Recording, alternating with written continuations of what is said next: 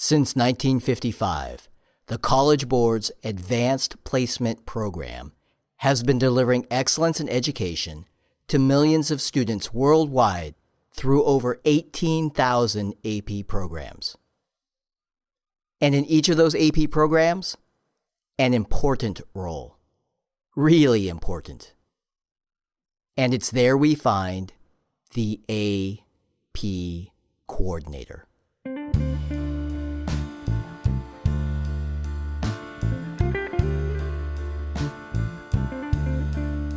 So, what makes a good AP coordinator? Well, I believe the best AP coordinators are dedicated, motivated, and, well, coordinated. I'm your host, Derek Cometa. Thanks for joining us for a series of interviews with experienced and incredibly talented AP coordinators. This school year, more than just about any in recent history, presents some unique and unprecedented times for schools and AP programs. Perhaps there is no better time to share our collective voices and perspectives. Today on Coordinated. So I got a call late at night as one of the administrators saying, "Lezlie, your AP materials, what room are they in?" And I said, "Oh, they're in that little closet room." And she said, "That room is flooded."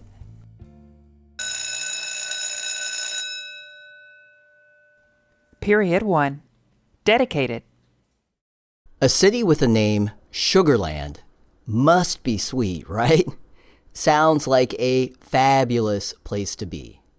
And in Sugarland, we find Dulles High School, home of the Vikings, and work home of our special guest today, Lezlie Ladd.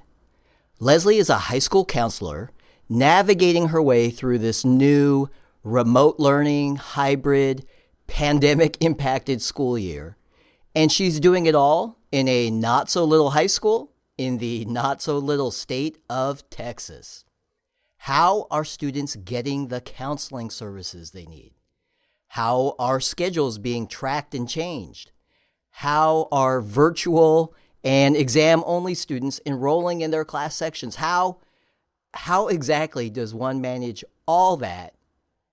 Oh, and did I mention that Lezlie is also the AP coordinator? These are busy times indeed for any counselor, especially one who is also an AP coordinator. Today we're fortunate to spend a few minutes with a shining star in the Lone Star State, Lezlie Ladd. Welcome to Coordinated. Hey, thanks so much, Derek. I'm glad I can be here. Okay, Lezlie, so where exactly is Sugarland? So Sugarland is just southwest of Houston. And did you grow up in that area? Actually, I did, but I didn't grow up in Sugarland. I grew up in Richmond. And what were you like as a high school student yourself? Let me think back, Derek. That was so long ago. I was, a decent student. I would say A's and B's, but I was mostly kind of focused on athletics. And sort of in the blink of an eye, it's been, about 20 years now in education for you? Oh, my goodness. Yes, if we're going to actually count. It has been a little bit over 20 years. Like I said, I did start as a business teacher. I taught, computer classes. That's kind of where I was for about 10 to 13 years, something like that. And then I was observing the counselors in my school at the time, and I was like, wow, that really seems like something that fits my personality. And so I pursued my counseling degree and became a school counselor. And, well, here I am, school counselor. And how did you become the AP coordinator? Have you heard of the word voluntold? We may have heard that in a few episodes, yes. No, really. I mean, I changed schools. I was a lead counselor for a few years, and it was just an opportunity for me to change schools. So I decided, I'm going to go ahead and leave the lead counselor role behind and move to Dulles High School. And when I got to Dulles, it just was natural that the person before me was the AP coordinator, and so I fit into that spot.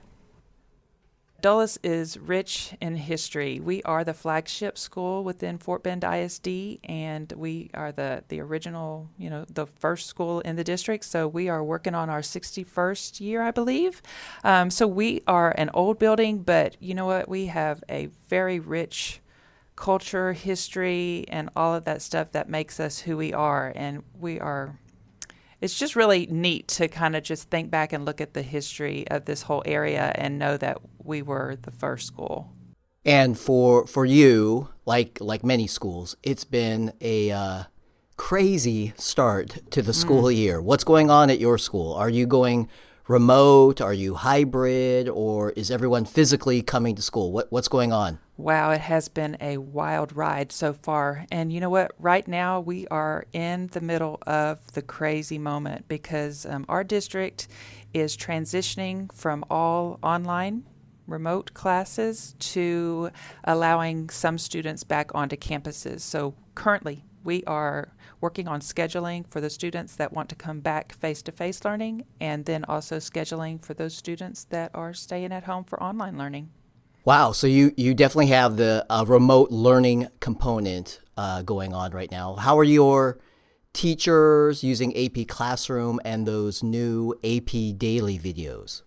Yeah, you know what? Those are such awesome resources, and I am pretty sure that many of our AP teachers are utilizing those resources, especially with our students that are at home learning remotely. I mean, I have heard some teachers actually tell me, yes, those have been lifesavers. And for you personally, remote learning is not just at school, but also at home. How are your twins dealing with going to school online? You know what? They are doing good. They are sixth graders, and I think they know more about technology than I do, certainly. But other than draining our bandwidth at home when we were all, working remotely, they're doing great. Oh, and you know what? Can I go ahead and introduce this next segment, Derek? Sure, go ahead. You're the guest, Lezlie. Go for it. Awesome. Thank you. Next, let's hear from two of my friends and favorite colleagues, Carrie and Carrie, about the AP coordinator community. Hello, fellow AP coordinators. I'm Carrie Larison. And I'm Carrie Franz. We moderate the AP Coordinator Community, a free online platform connecting over 6,000 AP coordinators from around the world. On the community, AP coordinators ask questions, share information and resources, and professionally connect. We coordinators, we control how little or how much we use the community. We can receive updates daily, weekly, or as they happen. Or we can see what's being shared each time we sign in. On the community, the discussion board is the hub of communication. It is here that coordinators post questions, share best practices, and gain valuable information to best support our AP programs. Finally, the community is a spot to share and download successfully used resources by our fellow coordinators. Why reinvent the wheel when these valuable tools are right at our fingertips? So how do we access this community? It's simple. Go to apcommunity.collegeboard.org to get started and request your free membership. Again, that's apcommunity.collegeboard.org. This year more than ever, we think it's important to be part of the AP coordinator community, and together we'll figure out how to best support AP programs at our schools. Thanks, everyone. We look forward to coordinating with you.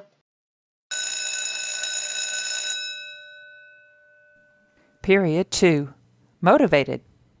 Way to take charge of the interview, Lezlie. I think I need to be careful. I feel there could be a hostile takeover coming in the future. What? Me? Takeover? No. Never. Okay, Lezlie, how long have you been an AP coordinator? Well, Derek, this is my 5th year being an AP coordinator at Dulles. Wow, that's actually a much shorter period of time than I would have guessed. You not only got up to speed quickly, but you've got your AP program already running like a well-oiled machine. How did you learn about being an AP coordinator? How did you learn your role? And by that, I guess what I'm trying to say is what to do, when to do it, how to do everything correctly. Right. Honestly, I have so many people here in my department that support me, and there are other AP coordinators in my district that, when I first started this role, I would pick up the phone and just say, hey, what happens when? And people were so gracious to help me. But also I had binders from the previous counselor, years of binders. So I could look back and see what was done. They had lists of their proctors, lists of everything. And so, taking that and reading the coordinator's manual, I did pretty well for myself, just kind of jumping right in there. And how do you juggle your AP coordinator responsibilities with your other role as a counselor, especially at this time of year? Some days are better than others, I would say, but it's all about being organized. I've heard others before say something about being rigidly organized, and I definitely relate to that. And then just have a timeline. I really do calendar and kind of just make a list of what I needed to be doing when, and sometimes are busier than others with regard to AP, but also with regard to some of my other duties. What process do you have in place to help you and your fellow counselors track student schedule changes? You know what? That probably is something that I could still tweak. But honestly, Derek, I work so closely with my AP teachers. They email me. They let me know when a student has changed classes, dropped out. And then sometimes my colleagues, my other counselors in the department will let me know just because they know it impacts the AP program.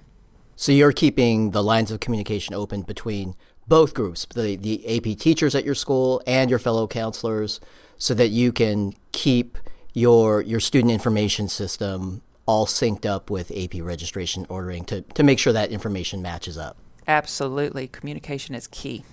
Right, and this is a big deal at your high school. So let's talk about Dulles High School for a moment, because in your introduction, I mentioned it was a big high school. Can you tell us a little more?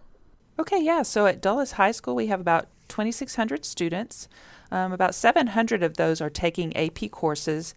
And, in Fort Bend, we do not require our students to take the AP exam if they're in the AP course. Do you have a lot of different AP courses at your school? Yeah, so this year we were offering 30 different AP subjects.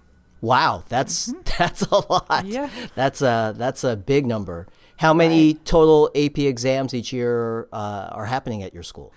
So I was looking at that the other day, honestly, and we are about the last 5 years, we've averaged about 1,600 exams. But last year, we were up over 1,800 exams administered. Wow. So last year, even with the online testing, your number actually went up in terms of total number of exams. Wow. Mm-hmm. That's fantastic. That's great to hear. Okay. Well, Lezlie, let's get back to you. As an AP coordinator, what is one thing, if you can think of one thing, that you had to learn the hard way? Yes, I can think of one that is like seared in my memory. We had a horrible, horrible storm, and the rain was just coming down. So the lesson I learned was to make sure that when you are storing your AP materials, do not store those materials in a room that has a potential leak in the roof. Yes. So I got a call late at night as one of the administrators saying, Lezlie, your AP materials, what room are they in? And I said, oh, they're in that little closet room. And she said, that room is flooded. And so I tried to get to the school to move things, but I couldn't even get out of my subdivision because of the flooding. So it turned out okay. It worked out well, but... Oh, my gosh. Wow. Yeah. Okay, so it has a happy ending, but that is that's a good lesson to learn for sure. Be cautious about your exam storage location. That's a good one. And Lezlie, as an AP coordinator, what type of AP coordinator are you? And by that I mean, how would you describe yourself as an AP coordinator? Controlling, in one word. But you know what? I am a Libra, and I do like things to be balanced. So I really am working on letting go of some of that control, or having our AP teachers take on a little bit more responsibility of things that I can let go of. But yeah, I think that kind of sums it up. Okay. And what do you like about being an AP coordinator? You know what? There's a lot of things that I actually like about it, because it does allow me to be controlling, but it also lets me be organized, and I like that. But you know what? I do like the opportunity of helping students with regard to AP programming, because like I mentioned earlier, I had no idea when I was in high school about taking AP classes. It wasn't in my, vision back then, but now it is. And so, I think just that opportunity for our students and for me to be a part of that some way is really fulfilling.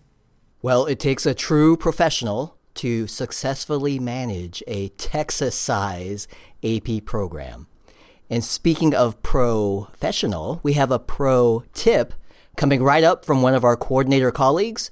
And then we'll be right back with Lezlie to talk more about being coordinated in the fall of 2020.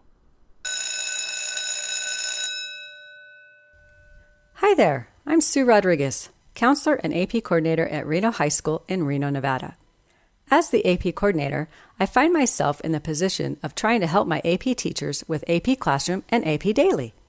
Now, I'm not an expert on either of these, but I'm happy to share a few bits of information that I've picked up along the way. So here's some basics. Whether you're teaching in person, online, or like our school, a combination of both, these free, flexible online resources support instruction every day. Now, most of our AP teachers are hopefully familiar with the great AP Classroom resources that launched last year. AP Daily, well, that's new for this year. AP Daily is a series of short, on-demand videos. These videos can help save instruction and class time for focused discussion and collaboration. They are taught by expert AP teachers. Also, and this is super important, all students enrolled in a class section can watch every video on their own. This includes my exam-only students. Yep, that's right. Even students enrolled in exam-only sections have access to AP Classroom and the AP Daily videos. It's amazing. So, as I said earlier, I'm definitely not an expert on this, but I'm trying to help educate my AP teachers. There are quick start videos available on YouTube that walk them through the resources and tools. There are also virtual sessions available. And lastly, there's a wonderful AP Classroom help menu where my teachers can access FAQs, user guides, and tutorials. They can also use it to report any technical issues. The link to more information is included in the episode notes. Check it out and share it with your AP teachers. You never know, you just might reduce your incoming emails. Thanks for your time, everyone. Stay safe.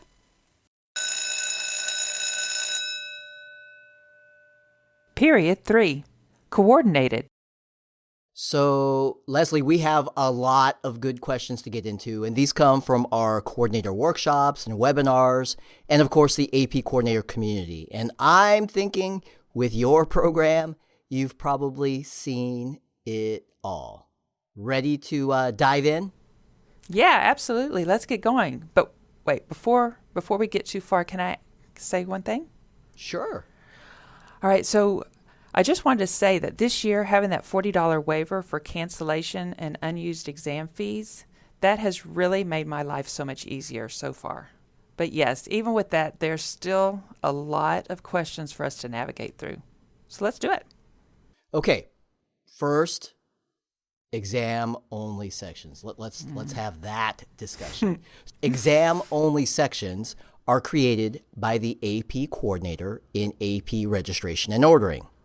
Ah, that's right, Derek. Remember my need for control? This feeds it. Yes, as AP coordinator, I can create the exam-only sections. My teachers cannot do that.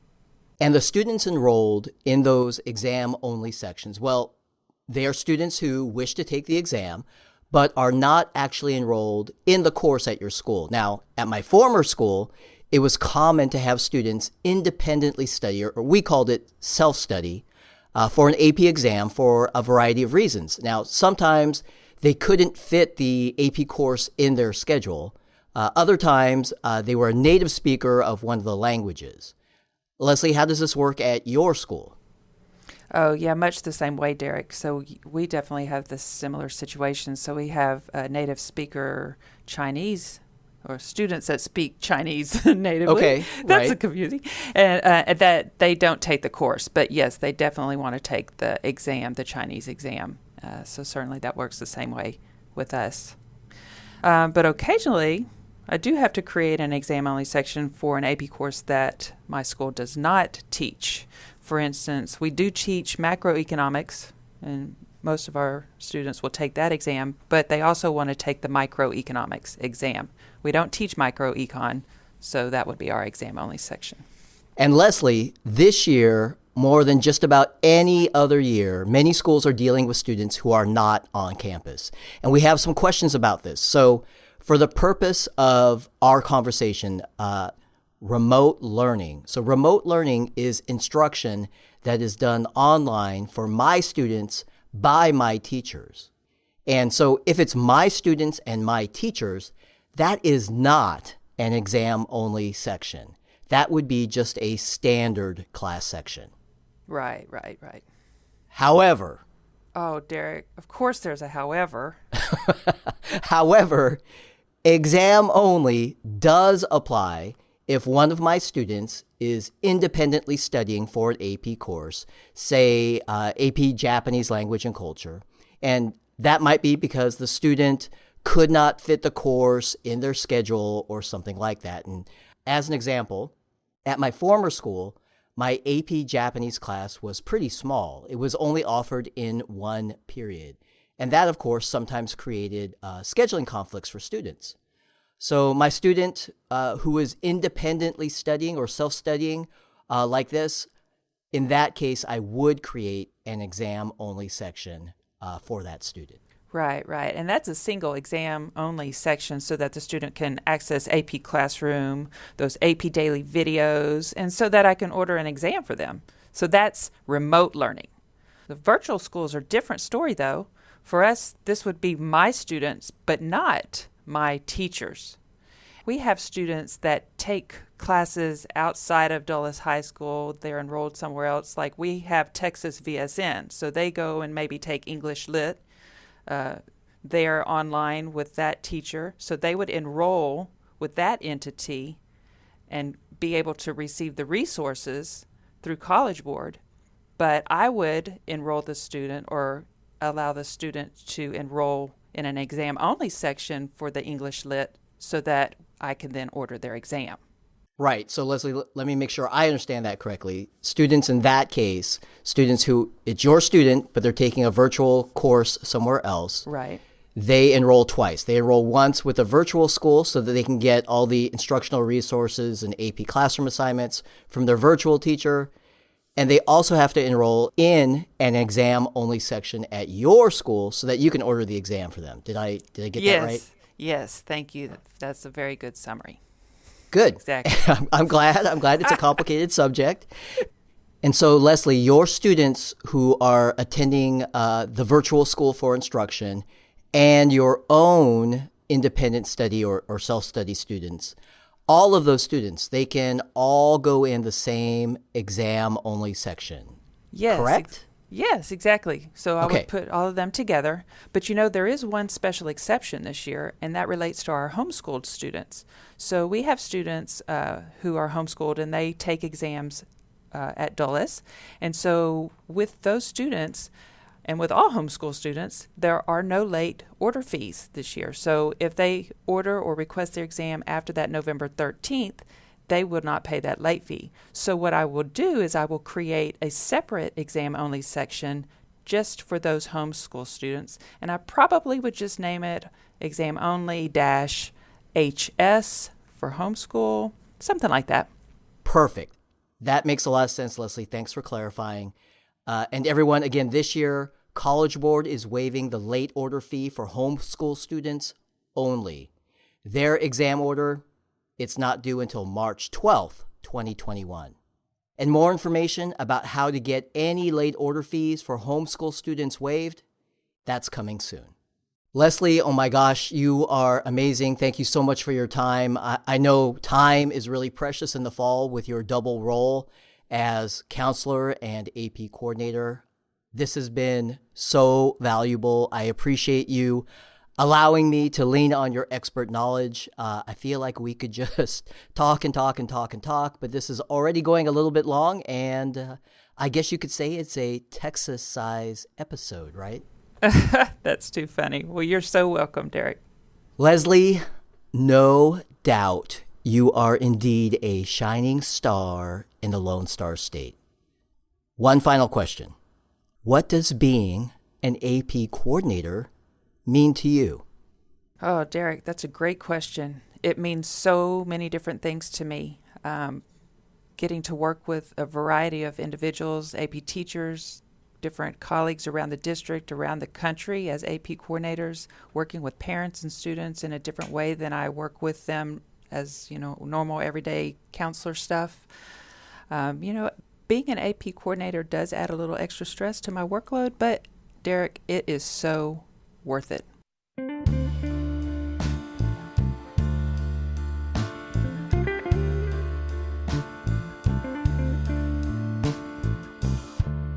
As a counselor with a large caseload, Lezlie has the opportunity to positively impact and support many students and families.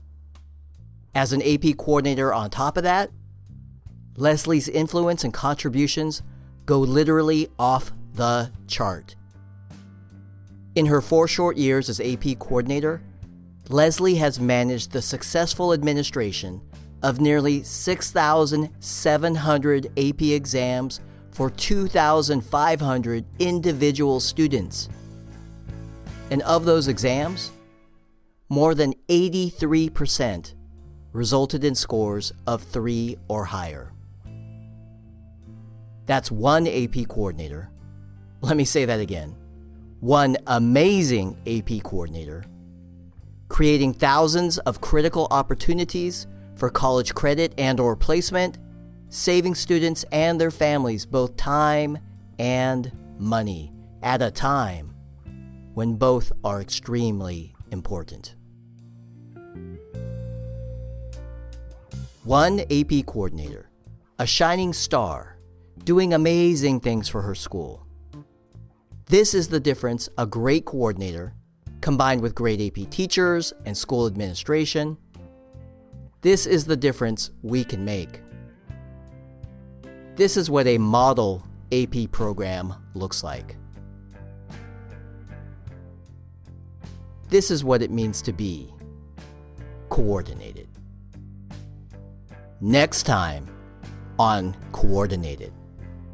Our coordinator tour goes coast to coast. We head both east to New Jersey and west to Nevada.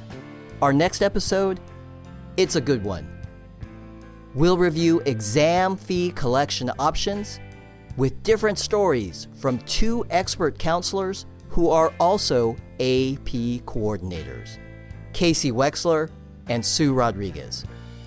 Hear how these amazing AP coordinators analyzed and implemented the best AP exam fee collection process for their schools. It's not one size fits all. It's customized support in the coordinated style. Thank you for listening to Coordinated. Our executive producer is Bill Lankenow. Assistant producer and post-production mastery, Tierra Pinto. Additional vocal support by none other than Lezlie Ladd, AP coordinator at Dulles High School, Sugar Land, Texas. Artwork by Amy O, AP Art and Design student at Savannah Arts Academy, Savannah, Georgia. Our theme music is Good as Gold by Jackie Ray, former AP Music Theory student at Oakton High School, Vienna, Virginia. Coordinated is written and produced by myself, Derek Cometa. Recording, sound design, and general audio wizardry also by myself, Derek Cometa. Thanks to Jim Cluley, Terry Redican, and all my colleagues at the College Board for allowing me to connect with my favorite people in all of education. Don't miss an episode. Please leave a review and subscribe to Coordinated. Your feedback is important to us. Just like an AP exam, we'd love to earn a 5. For more information on AP coordinators, visit collegeboard.org/AP coordinator training. That's one word, collegeboard.org/AP coordinator training. And like the song says, AP coordinators, you are good as gold.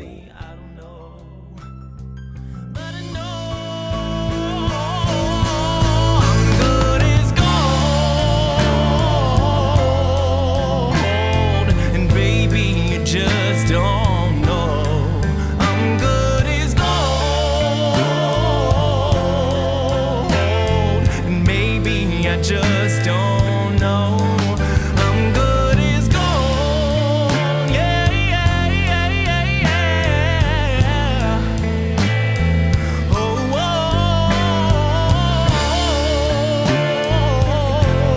oh, and maybe I just don't.